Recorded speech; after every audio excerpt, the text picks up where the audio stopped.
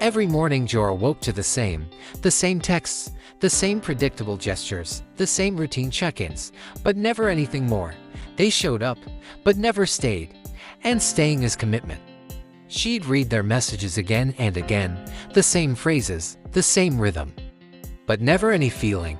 Still here, still talking, still unsure. And it wasn't that she didn't appreciate the consistency of it all.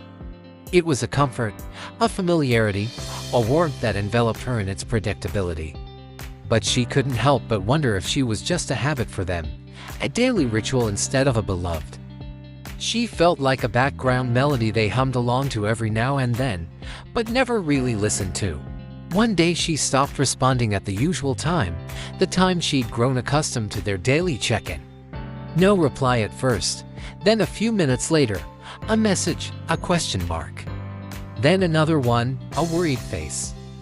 And then finally, when they got no reply even after sending to more messages, they sent a good night text as if nothing had changed. Nothing had changed. This was their connection. And so Jora walked away from the screen, from the daily messages, from the predictable patterns of their relationship. She walked away from the life she'd grown so accustomed to. She walked towards the setting sun. Towards a new horizon.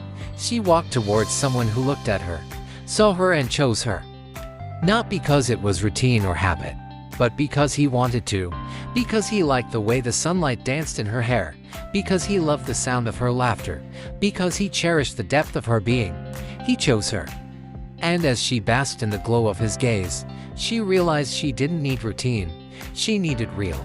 In that moment, surrounded by the beauty of the real world, she understood that love wasn't a schedule, it was a choice to be present, a choice to connect, a choice to commit. One by one, others began cutting their threads, some with tears, some with a shaky breath, some with a newfound determination. Some began writing, "I choose me," while others chose to keep going, to keep trying. And as they made their choices, their knots began to glow, illuminating the field with their decisions. Jora looked up at the sky and watched as the glowing threads of her past dissolved into the vast expanse above her, dissolving into light. And she knew she had made the right choice, the choice to break the cycle, the choice to leave the old patterns behind and embrace the unknown. She had chosen devotion, and devotion was hers. Children came running, holding hands, skipping, jumping, and they wrote on the petals, "I choose what commits," and let them go, sending their wishes and hopes into the wind. As the sky filled with glowing threads, Jora whispered, "Thank you. Thank you for showing up every day. Thank you for the habit of love, even if it wasn't always conscious. Thank you for teaching her the importance of choosing commitment over convenience, love over familiarity." Jora turned to the rising sun, her eyes shining with newfound clarity. She no longer had to settle for repetition. Like Jora, we can choose what ties us, what connects us, what commits to us. Let commitment be our clarity, our love, our devotion. If you've ever felt stuck in a pattern that didn't feel like love, like Jora did, take a moment to acknowledge those feelings. Recognize the signs that it's time for a change, time to move forward.